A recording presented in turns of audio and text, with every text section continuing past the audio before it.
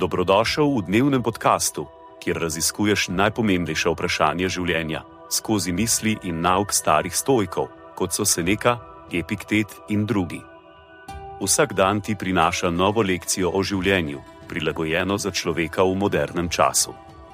Današnja stoična misel je od Epiktet, razprave.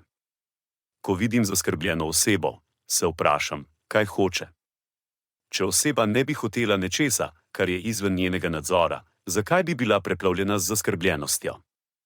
Konec citata. Sledi kratka razširitev te misli za modernega človeka. Epiktet tukaj razkriva globlje razumevanje narave zaskrbljenosti. Razume, da je naša zaskrbljenost pogosto povezana z našimi hrepenenji, še posebej, če so ta hrepenenja izven našega nadzora. Recimo, da ste zaskrbljeni zaradi izida pomembnega sestanka na delovnem mestu. Morda se bojite, da bo vaš predlog zavrnjen ali da boste naredili napako med predstavitvijo. Epiktet bi opazil, da je vaša zaskrbljenost povezana z vašo željo po pozitivnem izidu sestanka, nekaj, kar je deloma izven vašega nadzora. Namesto da bi se preveč osredotočili na ta rezultat, ki ga ne morete v celoti nadzorovati, vas Epiktet spodbuja, da se osredotočite na tisto, kar lahko nadzirate.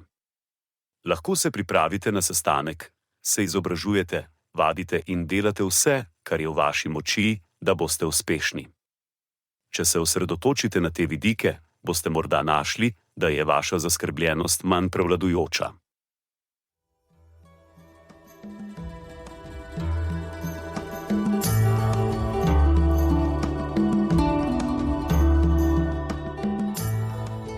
Kot pravi Seneca, nič ne osrečuje toliko kot ljubeča in zvesta prijateljstva. Zato podeli to epizodo z nekom, ki ti je blizu in ne pozabi slediti podkastu, da boš lahko obveščen, ko bodo objavljene nove epizode starih modrosti stoikov. Želim ti polno preizkušenj in poguma v tem dnevu.